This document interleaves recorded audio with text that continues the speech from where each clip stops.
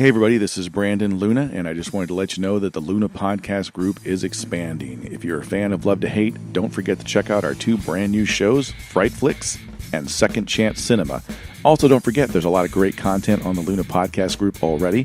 We've got 200 plus episodes of Calypso's Cigar Review and Cigars and Cinema. So check out all of our great content on the Luna Podcast Group at iHeartRadio, Spreaker, iTunes, or YouTube.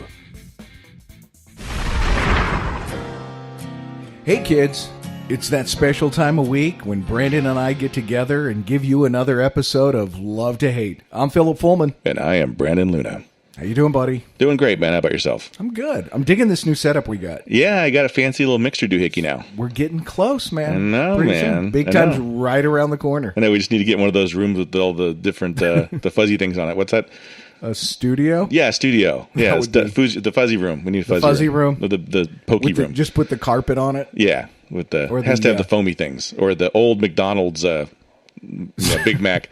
But people used to do that. You can still find those. Remember that? They used to do the styrofoam things? Oh, yeah. Or the egg crates. The egg stuff? Yeah. Yeah, you could get one of those things that you're supposed to put on the mattress, just staple it on the wall. There you go. Yeah. Totally works. Oh, the little the cushion for the mattress? Yeah. That's true. Put those up on a wall. We should make a studio. We totally should. Or just 4 sides of a room. Yeah. 3 sides of 2x4s, and we just enclose ourselves. Yeah, we could do something like that. I think the show sounds pretty good, though. I think it does. I don't think we really have the content. You and I are dodgy, but as far as the technical part of it, the show's not great when everybody says, "You know what, you guys sound great." That's a really great sounding show. That's like that's the ultimate compliment we always get. It's like, "Oh, the show sounds great." You guys are a couple of fucking morons, but right? Technically, it's great. It's good quality. That's a credit to your engineering skills. You're the one who does all the mixing and the editing and all of that. Yeah. And I'm just the monkey who sits over here. So. Yeah, I'm a monkey too, but I just do more stuff. Yeah. So what are we talking about today? We're talking about the 70s. Whoa! No, wait, that's the 60s. Yeah. 70s. I don't know what people said in the 70s. Dude. No, that's 80s. That's 80s. Yeah. That's the 70s. I was a kid in the 70s. I don't fucking know. I was older than you. Well, I've always been older than you. Yeah, so, by a year, I think. No. You're 49. Yeah, how old are you? I'm 48. Okay, so you're born in 70? Yeah, I was born in 70. Okay, so you came right along. Yeah. I tested it out for you for like 6 months or so. Right. It seems okay. Right. No, it's... When you look back, and obviously even though you and I were alive in the 70s, as kids, you pick up stuff, you hear things, and of course you hear it repeated. You know, in the 80s, you remember people talking about it, you're like, oh yeah, I have a recollection of that. Right. But not until you really go back and look at the 70s do you realize what an absolutely horrible time that was for the country. Well, for the country. Well, yeah, and I mean, the go-to is always, well, you had, it was about Watergate. Well, you also had Watergate, the end of Vietnam. You had the rise in terrorism, not only in the United States with Weather Underground, the SLA that Patty Hearst joined. Right. You had the IRA over in Northern Ireland. You had the PLO over in the Middle East. Serial killers. You had John Wayne Gacy, the Hillside Strangler, the Zodiac Killer, Son of Sam, and the granddaddy of them all, Chuck Manson. Wow. All in the 70s. All in the 70s. I think that was some offshoot from LSD from the 60s, probably. That's probably where that whole came from, I would think. I wonder if we could do that research and find out every single one of those guys did LSD at one point. That might be why. It might be worth looking at. It's right. That's crazy. That's a fucked up insane. decade. And then some of the TV we have, I did not know this. ESPN debuted in the 70s. It was actually 79. Okay. So ESPN, the rise of cable television. Yeah, I was there for that, man. I remember that. That's when you had the miniseries in the 70s. Mm-hmm. Roots and Holocaust. Thornbirds. Yeah. Yeah. HBO debuted. Mm-hmm. And Monday Night Football debuted. And also PBS. Wow. So, I mean, there was a ton of stuff. Television was controversial then, as I guess it always is. But you had... Of course, we always start with the pop culture. You had All in the Family, Mary Tyler Moore, Newhart, and MASH. Right. All in the Family, Maude, all these things that Norman Lear did that totally just addressing issues that television shows never addressed. Right. Back in the 60s. Yeah. So television was a huge it was changing. Just the way that we viewed entertainment, and it was more of a mirror on ourselves, which is odd because you would think if there's ever a time you want to forget reality, right, it would be the 70s. It's when right after the Vietnam War and everything, because think about what Nixon. It's like, man, not only do you have to juggle the fact that you're lying and you're hiding tapes, and the Supreme Court's telling you have to release these tapes that you have, and there's this cover up. You're also trying to end the Vietnam War. Right. I mean, that's a full plate right there. And, of course, he's the only president to resign. Well, I think the only president to resign in office. Modern president. Right, yeah. So, then you had Ford, who led to Carter. Mm-hmm. And, of course, the big controversy, Ford pardons Nixon. Right. And then Carter, it's like, man, that's when we had the gas crisis, the Iran hostage crisis. That was another horrible thing about the 70s. Mm-hmm. And yet, what's my big takeaway? The music sucked. Whenever I think of the 70s, I'm like, music sucked. Oh, I love the 70s music, man. You don't like classic rock? What's wrong with you? No, classic rock, yeah, but I always associate the 70s with disco. With disco and yacht rock? Or is yacht rock the 80s? More so the late 80s. 70s, late 70s, early 80s, yeah. But my takeaway from the 70s automatically is Star Wars, 1977. That's my takeaway. Oh, yeah. But that's just a... Well, and you had Superman. You did. Which two genre-changing films. Right. Remember the whole Superman campaign? You'll believe a man can fly. Yeah. Well, because it had never been done like that, where it's like, hey, let's hoist him on wires, right, and film it that way. It'd been done live on stages before, but nothing like that. Yeah, it was cool. Still and holds up. It was something that it was necessary because I mean, you think about. You needed something uplifting. I think Star Wars, Superman helped provide that because 70s was also when cinema got very gritty as well. Midnight Cowboy, Taxi Driver, right? The Gene Hackman one that I can't think of right now. Godfather was in the 70s too, wasn't Godfather, it? Yeah. Gene Hackman one. He did The Conversation, but that's not the one I'm thinking of. French Connection. Oh, French Connection, yeah. Papa Doyle. Yeah. Or Popeye Doyle. Popeye Doyle. Yeah. So, 70s were just a very gritty, real time. Right. Versus the glossiness of the 80s. That the 80s were, which, listening note, you like talking about the 70s. Wait till next week. Guess what's coming back? Or guess what's coming up? Yep. Just beer. Go Oh, wait. Oh, the 80s. Okay. The 80s, yeah. And then after that, stick with me, Brandon. You can do it. Oh, the 90s, maybe? There you go. Excellent. Then after that, who cares? Yeah. Those were the only times when I cover my youth. Screw the 2000s. Well, it was, it's crazy, but as weird a time as that was, I don't have bad memories of it. Well, no, because we're seeing it through the rose-colored glasses of childhood. Yeah. I mean, for us, it was the 70s. For me, was a time when I was a kid. I was very introspective. It was all about me and what was happening in my life. And at that time, until you're maybe 12, 13, when do you remember starting to watch the news with your parents and it actually meaning something to you? You have about a good 10 years before it really kind of hits you, right? Yeah. So although the 70s, I have a recollection of something about Kennedy. There was a retrospective on Kennedy. Mm-hmm. That's when I learned about death. And what that was. And also, I seem to have, whether it's a replay or not, I don't know, but I do have a vague recollection of watching Nixon get on the helicopter and leave the White House. Yeah. Now, whether that was, a replay, because I would have been alive, I could have watched it. Right. But as far as understanding what's actually going on, at least 10 years. And even then, when your parents explain it to you, you don't quite grasp the significance. Right. I'm trying to think of what that first event would be for me. Do you have one that sticks out? Not really, no. Like an event where it's like... Where I was like, oh man, this might be something. Like, or you just remember it being... I don't know. It was something that everybody was talking about, but you also got the gravity of why it was a situation. Yeah, the only thing that comes to mind for me is because it affected me was there was a hurricane in the 70s when I lived in Corpus Christi, and for the life of me, I don't know what actually it was called, but it was a big one for me. That was when I was like, okay, this is not fucking around. This could kill us, right. So But that's really about it. I mean, there was nothing nationally news-wise. To me, I always remember the hostage crisis. Yeah. Because I do remember that, because it was all over the news. It was all over the news, and in El Paso, they have... they would put a star on the mountain that they would light up during Christmas. Right. And while the hostages were taken, they left the light on all year till the hostages came home. Oh, nice. Okay. So I remember that always being a thing, and then I remember them being released once Reagan took office. And one of the interesting things that trying to do some show prep was Carter negotiated the release, but they refused to let him take off until Reagan had taken the oath of office.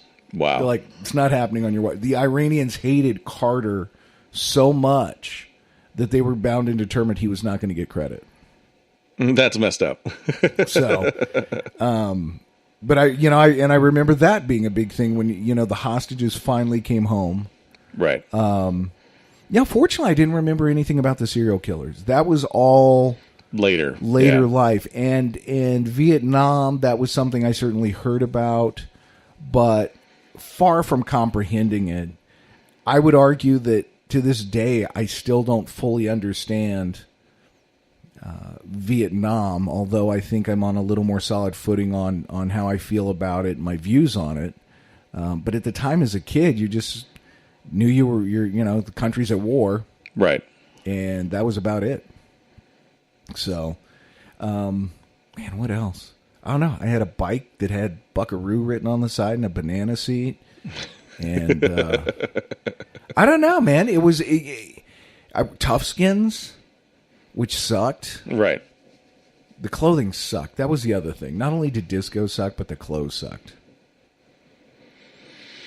I remember having a lot of wearing the clothes a lot longer than I should wear them. So I remember having high waters, not because they were in style, but because life was just growing too fast, Right. And I remember not having a whole lot of clothes, but I was also, that's one of those things, like I know now as an adult that I was not we were probably lower class in the 70s, but I never really felt that way. Like I didn't feel like my parents denied me anything. Right. It was just, when you look back, you go, okay, we were you poor. walked around, you took a bath, you were clean, you ate. I had food. We had cable. We pretty much had what everybody else had, but we were poor. So, it was just the way it was. I remember cable being a big thing in the house because my mom you can watch cartoons every day of the week. Right. And I misunderstood. Right. I thought she meant like the cartoons that were on Saturday morning were on every day. Mm. I didn't realize that it was like different cartoons that, these other channels would show that you could watch cartoons. I thought it was going to be Bugs Bunny and Roadrunner every morning. Right. And it wasn't. But that I learned to adapt and live with that. But, so the one I do remember that stands out, just because it hit personal level, Elvis died, 77. My mom took that one pretty hard. I remember her crying and stuff, and I'm like, "What are you crying about?" It's like Elvis Presley died. I'm like, "Elvis Presley? That's right. The hell?" Like, So that was one that I think that was the first one that kind of really hit me because it hit at home, because it affected my mom, and she was, she cried for a couple of days and she was over it, but it was still, why is my mom crying? Oh, Elvis died. Right. And I was like, oh, that was probably when I learned about death at that point, 2019 sucked so far for... yeah, it really has. You've got Daryl Dragon, Bob Einstein, who I love. Mm-hmm. Absolutely funny guy. If anybody gets a chance, the documentary When Jews Were Funny, he tells a great story on there. He's on 2 episodes of Comedians in Cars Getting Coffee. Right. He's on Curb Your Enthusiasm. He's great. And of course, he was always Super Dave Osborne. Of course, yeah. And then Mean Gene Okerlund died. Yeah. For those who are still Mean Gene. Yeah. I remember him. I used to watch that in the 80s. Yeah, me too. I never. Me too. I'm trying to think of what I watched in the the TV shows of the 70s kind of blur with me to like the early 80s as far as the stuff I watched, because I wasn't allowed to, not that I would have comprehended it, but my mom didn't want me watching All in the Family with them. What was the other one? We watched MASH. Mm-hmm. We could watch that, and I think Newhart and Mary Tyler Moore, but All in the Family, that was like a little too controversial for for me to sit with them and watch. Not that I would have understood anything about it. Was Barney Miller 70s or was that 80s? That was 70s, maybe going into the 80s on ABC. That was one my parents would watch that I didn't understand. And now I watch it and I'm like, that show's fucking hilarious. Like, that was a great show. It's a different style of comedy that as a kid, you're not used to. Right. You want that set up punchline or something physical comedy, Three Stooges. You don't understand words. Right. Put them together in this order. It makes a funny statement. Right. It's just lost. Yeah. Chips, I think, started in the 70s. Oh, yeah? Yeah. Speaking of shows that sucked. But as a kid, it was cool. Right. That was... Chips. Yeah. Like I said, every time I think of just the 70s, I think disco and polyester. That's really kind of where I go to it. Yuck. More than anything else. Man, what else? I still try to comprehend Watergate. Right. That's one that's still kind of there's so many details to it. So big shows in the 80s that we used to watch. I remember religiously watching. Are we jumping ahead to the 80s? 70s. Sorry, 70s. Okay. Happy Days was in the 70s. That's true. 74. Gary Marshall. That was, it was kind of like the antithesis of CBS. CBS did like the more realistic, and then they did the fun. Carol Burnett show we watched religiously. Great show. That show still holds up. It does. Still very, very funny. Rockford Files. My family watched the crap out of Rockford Files. You can't stream that now. It sucks. I know. Columbo. I got to buy it. Remember Columbo? Yeah. That was a 70s show. One more thing before I leave. One more thing. Mary Tyler Moore show was a big one. Barney Miller, like I said. I didn't get Mary Tyler Moore. I didn't get Barney Miller. I understood Mary Tyler Moore a little bit more because there was more slapsticky kind of humor in that. But it was definitely Barney Miller was a step above that, and I didn't understand it. WKRP in Cincinnati was also 70s. Did that start in the 70s? Yep. Best TV shows of the 70s, according to Ranker. Taxi and The Waltons. I remember watching The Waltons and hating that I had to watch The Waltons. Yeah. I always thought that was CBS. I don't know. I'm just saying. Yeah, just best shows. Saturday Night Live, Three's Company was a good one. We watched Three's Company. Brady Bunch. Everybody watched the Brady Bunch. You had Three's Company with Charlie's Angels. Mm-hmm. Some of those Aaron Spelling shows that came out. Yep. The Love Boat was in the 70s. Oh, yeah. Love American Style we watched. They began referring to as Jiggle TV. Mm-hmm. Because of go back and watch an episode of Charlie's Angels. You can pretty much figure out, Nobody's wearing any bras. It's just nipples and stuff flying everywhere. It's like Friends nowadays. The point of the show is just check out the chicks. Yeah, the point of the show is the points. You watch Friends now and did Rachel ever wear a bra? Like, how cold was it on the set of Friends? Because Rachel's nipples are always on display. It never fails. It's a beautiful thing. The Love Boat was in the 70s. Sanford and Son was a groundbreaker at the time. Oh, yeah. In the 70s. I think that was CBS. Yeah. $6 Million Man. Big one. It's a great show. Fantasy Island. I got to go back and rewatch that. Someone tells me it's not a great show. Lee Majors is going to be at Texas Frightmare Fest this year. What? Yeah. He's going to be part of the Ash versus Evil Dead panel. They're doing. They've got Bruce Campbell, Lee Majors, and I am so there. Ted Raimi. I am so there. Yeah, it's going to be great. It's going to be great. That is awesome. So yeah, Texas Frightmare Fest is from May 3rd through the 5th, 2019. Get your tickets now. Ooh, built-in advertisement right in the middle of this. That's nice, man. Because we're going to go into the show, and it's going to be great. They have a killer group of people that are going to be there this year. They're going to have a Nightmare on Elm Street panel. They're going to have a Rocky Horror Picture Show panel. Tim Curry's going to be there, as well as somebody else from Rocky Horror Picture Show. I can't think. Oh, Meatloaf. Meatloaf a Day is going to be there. Really? Yeah. So they're going to have a lot of really cool stuff at Texas Frightmare. So definitely go to. Barry Bostwick won't be there. I know, he right? Needs a job. Like he's doing anything. That guy. Yeah, exactly. The hell's he doing, Mr. Megaforce? He did that. Yeah, he did that FDR movie. That's FDR true. Yeah. Vampire the one Killer. we saw the trailer for that looks just freaking ridiculous. Garbage. Anyway, so Texas Frightmare Fest is going to have a great group of people. Go check that out. Hawaii Five-0 was in the 70s. Yeah. Laverne and Shirley. Spinoff of Happy Days. Along with Mork and Mindy, which was also a spinoff of Happy Days. Yeah. That was from 78 to 82, so it was right at the tail end of the 70s. The Jeffersons was a big... Yeah. That was the... Spinoff from All in the Family. Yeah. And equally as offensive now if you watch it. Like, I saw a clip of that. Mm-hmm. No problem using the N-word on television. No. And at I all. mean, but in an illustrative manner, talking to George of like, well, yeah, how would you like it if I called you this? Because George was calling a guy honky. Mm-hmm. And it was just, look, we're going to put this out there, and this is how we're going to discuss it. You could not do that now. No, not at all. Way. Not at all. You can't put it out there for discussion or... I'm one of those guys that, I mean, I'm not going to say I've ever used the word. I try not to. If I do, it's in a joke or it's jokingly. Right. But even if I'm like singing in the car, if I'm singing some rap song in the car and that word comes up, I'll skip it. I'll just not even say it just because it's... Let's go to the thing. Why are you singing rap songs in the car? I listen to everything, man. I listen to everything. I don't listen to I'm not listening to Kanye or anything like that, but I listen to some, other older stuff. Some old school. Yeah. Sugar Hill Gang. No, not Sugar Hill Gang. I go a little bit older than that. I'm in the Snoop Dogg era, Tupac. That's actually newer than that. Yeah. You said older than that. There is no older than... Well, no, I'm not saying I don't go that old. I go newer rap than that. So did you know that the reason they got... I pretty much stop at Outkast. That's kind of my Outkast back. I don't really go. Because they call it Rapper's Delight. That's where the term rap came from. Right. And the reason it's called hip-hop is because kids, all they knew was the hip-hop line in there. Mm-hmm. And they didn't know the name of the song. So they go, do you have that hip-hop song? Mm-hmm. So it kind of just de facto became hip-hop. Right. Look at you with the knowledge on the hip-hop. Yeah. You must have watched that documentary on Netflix, didn't you? I might have. Show prep, baby. Show prep. Right. Like I said, I was alive. I didn't know what the hell was going on. I was just...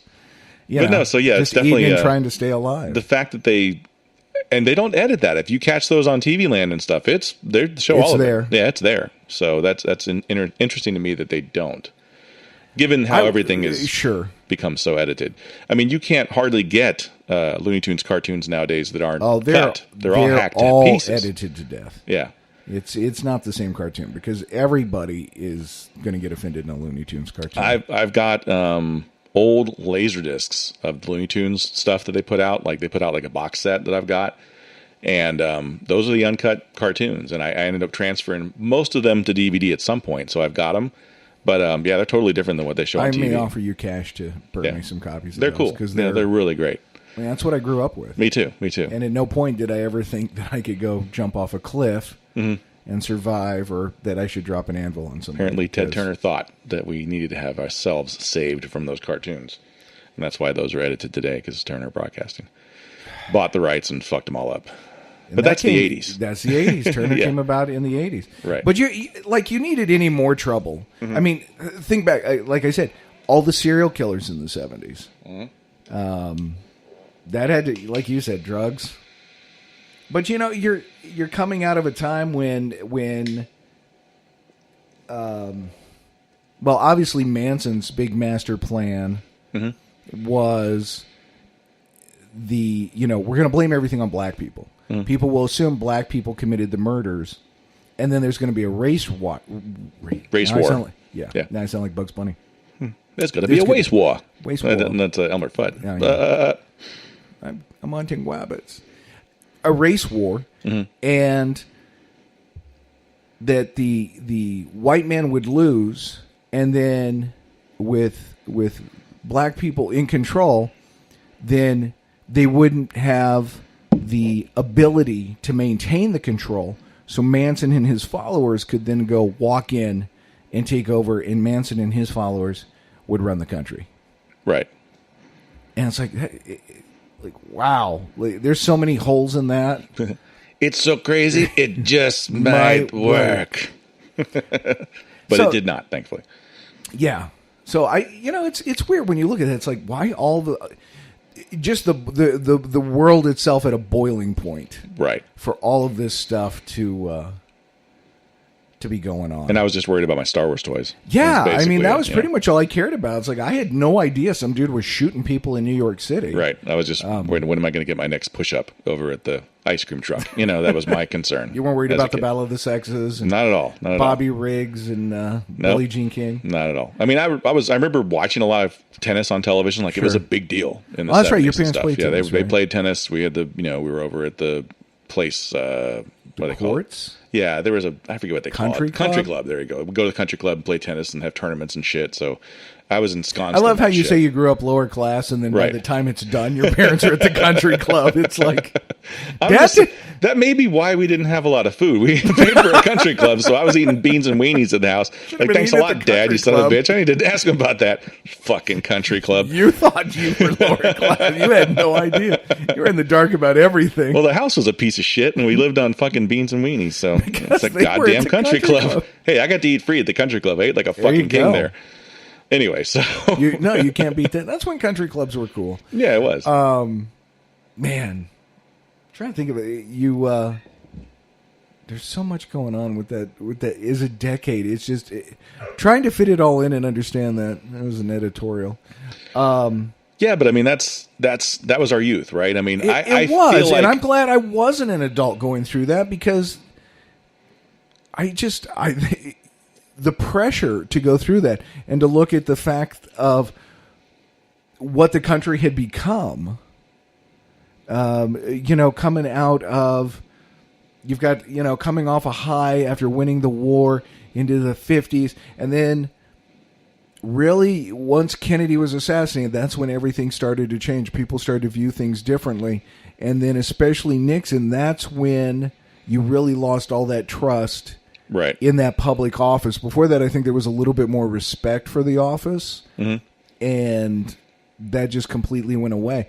And, interestingly, because I hear people make comparisons to, say, a gentleman who might currently be serving in that position, mm-hmm. and Richard Nixon, there are a lot of weird type of overlaps. Right. When Nixon fires the attorney general because he won't cease the investigation. Right.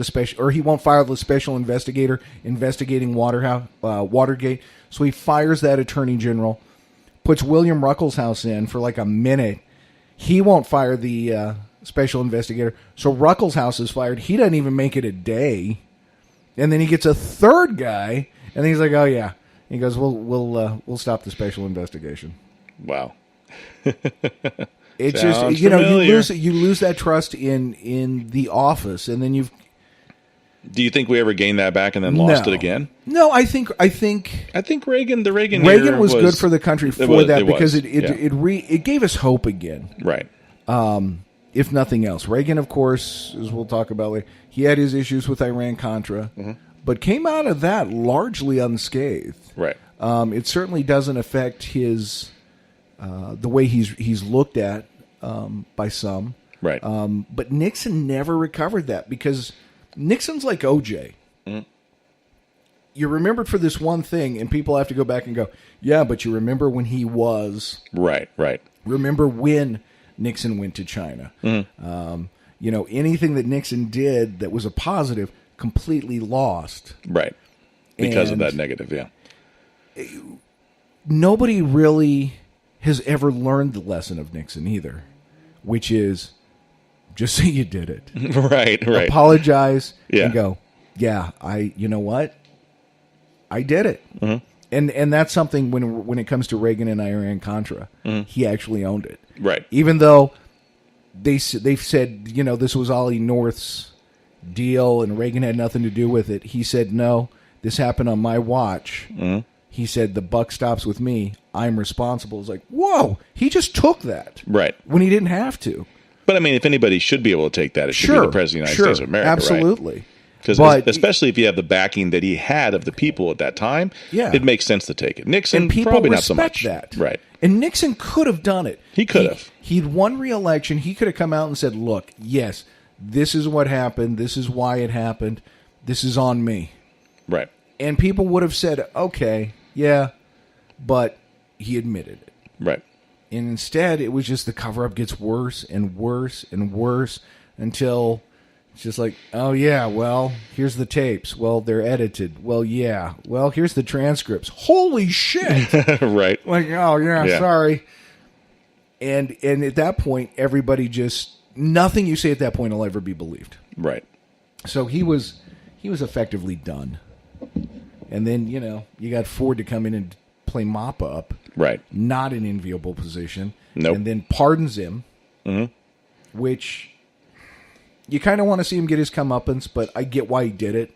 Like, look, let's just put this behind us and let's just move forward as a country. Yeah. Otherwise, we're going to just still be... And I mean, the country thought of Ford as a joke because of Saturday Night Live and Chevy Chase's interpretation of him. And the thing was, he was never really klutzy. No, he wasn't. It was all Chevy Chase. Right. That's just like the whole thing with Sarah Palin and the whole I can see Russia from my house, which she never said that. No. It was Tina Fey, and everybody just assumes that, or have associated that now with Sarah Palin in such a way that... George Bush never said wouldn't be prudent. That was Dana Carvey. Right. But we just make those assumptions. Now, if Trump said it, he probably actually said it. Not Alec That's because we have tweet proof of it. He doesn't shy away from that at all. There was... I'm not going to go into it. It's not worth it. Just, you read stuff in the paper. It's like, what? Right. No, you know what? Actually, I think I can pull... Well, let's see. No, Russia invaded Afghanistan in the 80s. Mm-hmm. I'll save it for the next... Okay. For the next if show. You remember. But it pertains, yeah. Well, yeah, because I was born in 1969, so the memory's getting dodgy. Right. I'm saying if you can remember next episode. Oh, yeah, that's a week that's from what now. I meant. Yeah. That's a long time to remember. I'm going to have to put a note on my phone. Exactly. Which we didn't have. Right. We were still renting our phones in the 70s. Right. From AT&T, or what was it, Southwestern Bell. Mm-hmm. Yeah, my mom worked for Southwestern Bell, I think, as an operator in the 70s. Oh, no kidding. Yeah. I remember we didn't get a push-button phone for the longest time because the rent was more per month. On the push-button versus the rotary dial. Yeah. Yeah. So we didn't get one of those till probably the 80s. Mm-hmm. It's funny. It's funny seeing a kid from today try and use a rotary phone. It's awesome. It's hilarious. They just like my daughter just. It's like a monkey looking at a math problem. Yeah, she just wanted to push the numbers. She's like, "Okay, did I do it?" I'm like, "No, that's not how you do it." Well, because it's like, wait, you've got to let it go all the way back. Like, yep, that's what it's there for. And then when you mess up, like, click, click, click, start over again. You're never going to win a radio station contest with one of those. Not at all. Just like, damn it. Not at all. What caller am I? Right. Yeah, calling 911. But you could call and get the weather. Mm-hmm. You could call the time to make sure your clocks are set correctly. Information, yeah. Yeah, there's all that's gone. I don't know that I don't know. I guess I kind of missed some of it. It was simpler.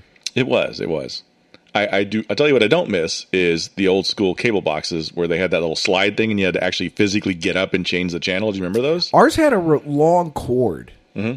Ours had like so we had a physical box. Right.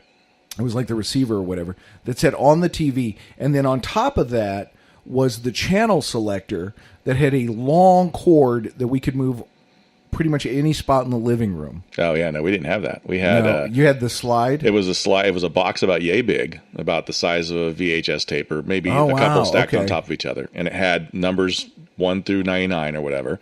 And you slid it back and forth to go to whatever channel you wanted to watch. Ours was probably the size...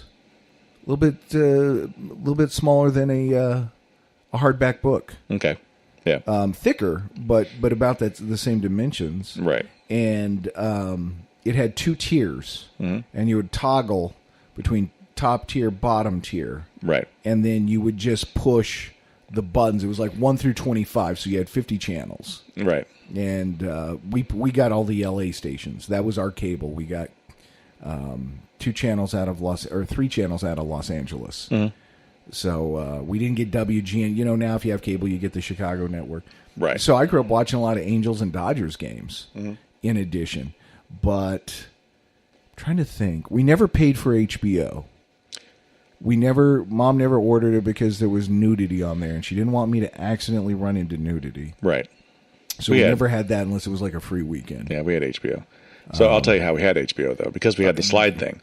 So you could take back then, I guess it was all foil, whatever cover was for a stick of gum. And you'd fold that up, and whenever you get to a channel that was blocked, you'd slide it into that little ridge there underneath it. Really? And it would make the contact, and you'd get those blocked channels. See, on ours... But it was a little fuzzy. It was still blocked, but you could take the bottom off because they had to tune in each channel. Right. You had to tune them in manually. With a screwdriver. Yeah. We had ours had the little, you could twist it with your finger a little bit.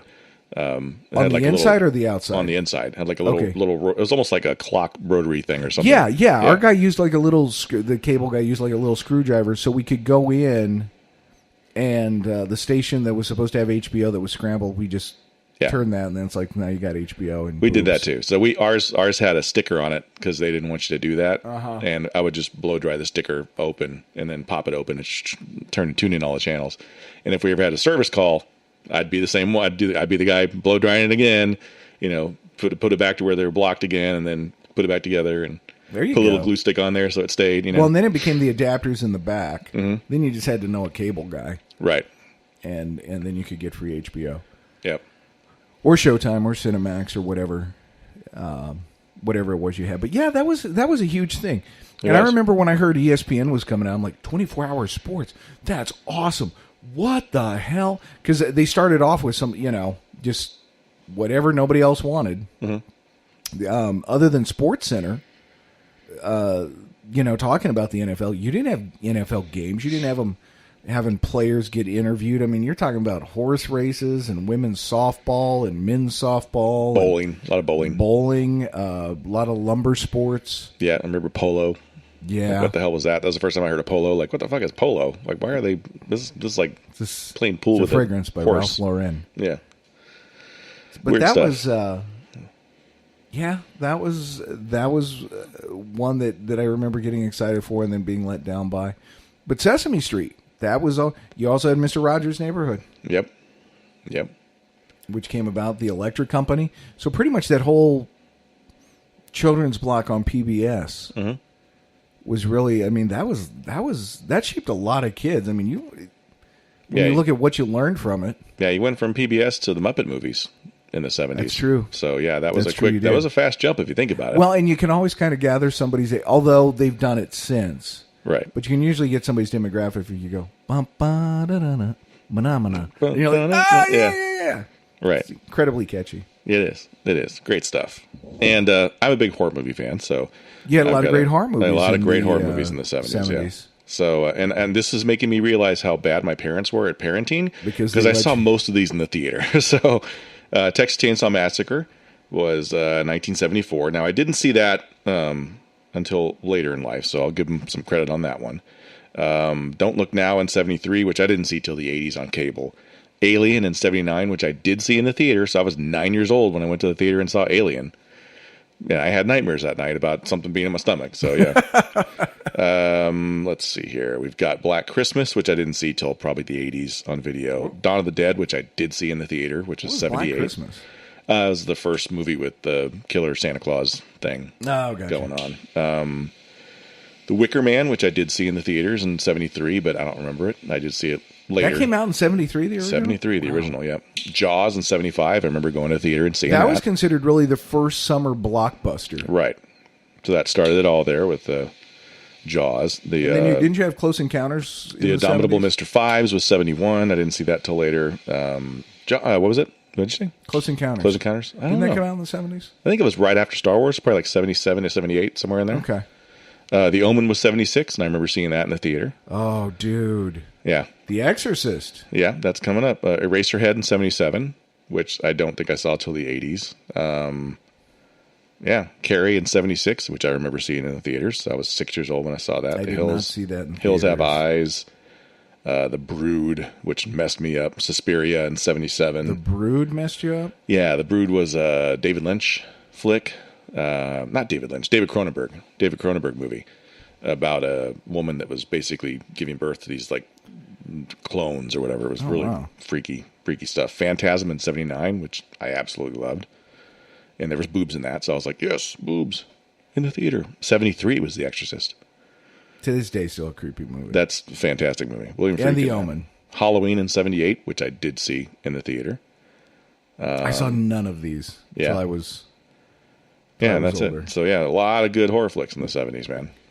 Man, 70s were pretty freaking awesome for gritty cinema. I mean, you had a lot of really. Jaws is a big one. That was the summer blockbuster thing. Halloween was really the first successful financially nowhere horror slasher movie. It kind of invented the horror slasher genre. I mean, to a degree, The Town That Dread Sundown was a couple years before, and that really kind of started it. But Halloween was really the one that you maybe you didn't see it, but I think it was 70s. Rosemary's Baby, or was that 60s? No, I think that was 70s. Yeah. Okay. Also creepy. Yeah, very creepy. Roman Polanski. See, now those to me are horror movies that I enjoy. I don't know if enjoy is the right word, but that'll keep me interested because they're spooky. Right. The slasher flicks is kind of like, I don't hate them, but it's just...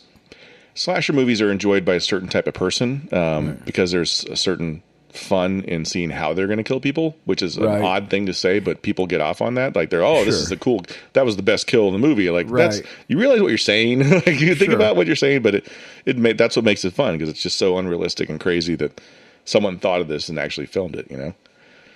Well, and correct me if I'm wrong, but aren't most of the people they kill unlikable? For the most part, like basically horny, stupid teenagers? Right. Yeah. So we've all been there. Mm-hmm. But I think the thing that makes a horror movie interesting is when you have the character development where there is at least one or two characters in that movie where you think, like, I like this person, I hope they don't die. And then they die and you're like, aw. You know, that's a good horror movie to me. When it's just a bunch of... The thing with Blumhouse is the big company now that's making a crap ton of horror movies. Mm-hmm. They sponsor Frightmare as well. They do a lot of millennial horror flicks, and when you look at their millennial horror flicks, everybody's repugnant. Like, all the characters are just awful, and you just want them to die, and then they die in these crazy ways. And that's not as fun to me, because I'm like, well... Well, and Alien wasn't... Alien was one of those where it was, they're trapped, basically. So it wasn't even anything they had done to merit that. Mm-hmm. So that kind of took it a completely different direction. And that was, again, a very character-driven piece. Well, and it piece. introduced sci-fi into the horror genre that it maybe it hadn't before. Right. Am I right? Yeah, that was really kind of the first time that we'd seen it in a box office scale of Alien, because Alien was successful. I mean, there'd been other horror movie sci-fi things before that, but they weren't big like that. Yeah. So that was the first one that really kind of crossed that line into, hey, here's Star Wars and everything's space and we love space. Let's make more space movies. Then all of a sudden here comes Alien, which is a space movie that's actually a horror flick. And I think it kind of took people for a little bit of a loop. But it was also unique. I mean, that really hadn't been done at that time. Besides, true. War of the Worlds and that type of thing. But this was something that was more visceral, I think. Oh, yeah, something that would actually... Yeah, and creepy as fuck, you know? That scene in that dinner scene still, to this day, is like, wow, that's a creepy-ass scene, you know? So, yeah. And then Aliens comes along in the 80s, and it's like an action flick, so totally different thing, but... Well, same with Terminator, in Terminator 2. Right, Terminator 1 was straight-up sci-fi, Terminator 2 is like an action, summer movie, yeah. Yeah, they change it up just a little bit. But you're right. Most of the cinema there was an element of reality, to them, or a grounded sense, but just like a reflection, a grittiness of like, look, this is the times we live in, and the music to some extent too, with the exception of disco, right. That was kind of the feel-good, forget-about-it music of the decade. Right. Yeah, which I mean, disco is basically just funk converted a little bit and given more of a dance move. Just stuck with funk and left the polyester at home. It's funny because you go to like a funk channel on iHeartRadio or whatever, and it'll be like 3 or 4 funk songs, and you're like, yeah, this is great. Then all of a sudden it's like disco, disco, disco, disco. I'm like, wait a minute, whoa. Like, how did it go from funk to disco like that? But a lot of those bands that were funk bands, like the Ohio Players and stuff, went on to do disco. Yeah. The Bee Gees were really not a disco band before Saturday Night Fever. They were just a trio, right? Yeah, just a rock band trio, and they played kind of bluesy stuff. Rock. They played some bluesy stuff, man. If you listen to their pre Saturday Night Fever stuff, they're a little bluesy. And then they just became disco. The embodiment of disco in the 70s. So. And all that sucks. Yeah, so it's a different thing. But that's still 70s rock was Led Zeppelin. Well, yeah, and, I mean, you had Zeppelin, Jethro Tull. right. You had a lot of really, really killer 70s rock acts that, still to this day people talk about. Yeah. Boston was 70s. Yeah. And the last time, truly, before the 80s and MTV, that you could be ugly and a rock star. Right. Because you can't do that anymore. Yeah, that was before video killed the radio star. First music video that MTV ever played. So that was really... Hey, you had the birth of FM, which really changed things for radio because then you could actually hear the music. Right. As opposed to just doing everything on AM. Right. I think you had A-tracks come out, make the music more portable. Mm-hmm. I don't remember if cassette. I remember some cassettes in the late 70s, I want to say. But again, just ways of making your music more portable, more personal. Mm-hmm. Take it with you. Yeah, being able to share it beyond just the radio. Because before that, it was basically you just turned up the radio any place you went and subject yourself to whatever is.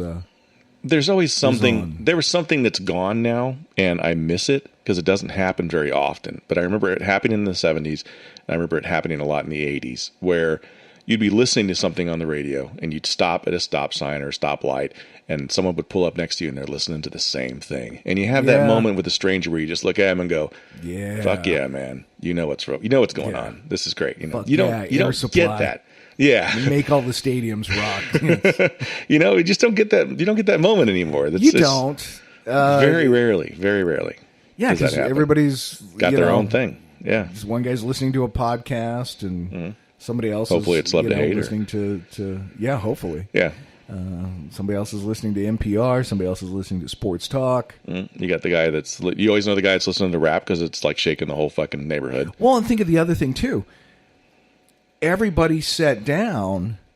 I think it was Saturday night that CBS was doing their, like I said, Newhart, All in the Family, Mary Tyler Moore, MASH, and Carol Burnett. Mm-hmm. You didn't have a VCR. Right. So where are you on a Saturday night? You're at home. And for 3 hours, you're parked in front of your TV. Mm-hmm. So that's what you're going to be watching. Mm-hmm. So you can have that water cooler conversation the next day. Yeah. Absolutely. And they didn't call it appointment television at the time. I think that came about with Thursday nights in the 80s with NBC. Right. But, yeah, everybody that's where you were. Mm-hmm. Just like you said with the sharing music. It was a cultural thing. And then everybody could talk about, hey, did you see this? Mm-hmm. And now the conversation goes, hey, have you seen this on Netflix, Hulu? Yeah. Oh, yeah, you can binge it. Right. Totally different thing. Yeah. And or, hey, are you watching such and such a show? Yeah, but I'm not caught up yet, so let's not talk about it. Right. It's gotten to the point now. I mean, back in the 70s, it was pretty simple. Like, did you watch MASH? Did you watch? I mean, you only had very minimal selection of things to really talk about, unless it was HBO or whatever. But nowadays, it's like, someone's talking about a new show, and I'm like, I didn't even heard of this. What the hell is that on? Oh, it's on Freeform. Like, I don't even know what the fuck that is. That's a channel? Like, what is this? So there's so much now between streaming services doing whatever they do. Hulu has its own shows. Netflix has its own shows. HBO's obviously got its own shows still, but there's so many different ways and so many different things and so many avenues for you to get entertainment. Facebook has one now. It's virtually impossible for us to know about everything that's out there because there's always somebody watching something I've never heard of. It's crazy. I saw something. It's like, oh yeah, shows you should watch on Facebook. Like, you're kidding me. On Facebook? Facebook. I don't know what their operating device or what they deliver it through. Mm-hmm. It's not the regular Facebook app. Facebook Watch, I think it's called. Not a physical watch, but wow, like that's you're wearing weird. Your wrist. But yeah, there's some. I think it's called Queen of America with Catherine Zeta-Jones. Never heard of it. Yeah, see, and it's like I have no clue what this is. I didn't even know that was a thing. Right. And here it is. Mm-hmm. That's crazy. I mean, that just shows you. That was, 40 years ago. Yeah. I mean, I remember being pre-cable in the 70s. And sure. You flipped the dial and you had 4 channels or 5 channels or whatever. And that was it. I remember being pre-cable even once we had cable because they're like, we're not putting that in your room. Exactly. Of course. Yeah, of course. Until my Dad got creative. We had the cable. Yeah. Yeah. We had the one TV that had the cable with the little slide box. And then I had, at some point, I got one of those little small portable things that had the radio and the small black and white TV. You remember those? I had one of those. I had one of those with a little antenna, and I'd put foil on it to get the channels better. And so I could sit in the room and watch, Star Trek in black and white or whatever. Yeah, I definitely had one of those. Yeah. That was the best. Oh, yeah, man. It's like, wait. I've got television and music? Yeah. This is the greatest thing ever. Mm-hmm. What an amazing time we live in. Right. That's the best. That was the end all be all, man. Now you got that in your pocket. Yeah. Think about that. how Mind blown. It's ridiculous. How crazy is that to think about? It's like, oh man, you miss it. It's like, what? You haven't seen that episode of All in the Family? Hold on, I'll pull it up on my phone. I think there's a clip on YouTube. Like, wait, what? It's yeah. All this stuff that we had to plan our lives around. Now the idea is, now you're free. You don't have to plan your life around it. You can watch it any time. But now that device also consumes our life. Totally does. Yeah. Whereas before, those things, they didn't consume you. No. You wanted to be there for them, but if you missed them, it was like, man, at the end of the world. I missed All in the Family. So what? Yeah, right. I'll never see it again. I'll never know. Big deal. Until the 80s when you had repeats. you had that and the VCR. Yeah. Go drop $500 on one of those. Yeah. That's a conversation for next week. For next week's show. Hey, kids, thanks for sticking around and listening to Brandon and I reminisce about the 70s. Oh, yeah. Hopefully, maybe you were there too. Maybe you've been through it. Send us a message. You could reach us on all these new modern things, Instagram, Facebook, Twitter. What are our addresses for those, Mr. Luna? So on the Twitter sphere, it's at Love to Hate Pod. On Instagram, it's also Love to Hate Pod. And you've got our Facebook page, which is just Love to Hate. You just look up Love to Hate on Facebook, and you can like us there. And send us suggestions on Twitter, Instagram, Facebook. Any of those we'll see. And you can also check us out on iTunes, iHeartRadio, Spreaker. We're available on YouTube as well, so don't forget to check us out there. Excellent. Kids, join us next week. It's going to be the 80s. We'll see you then.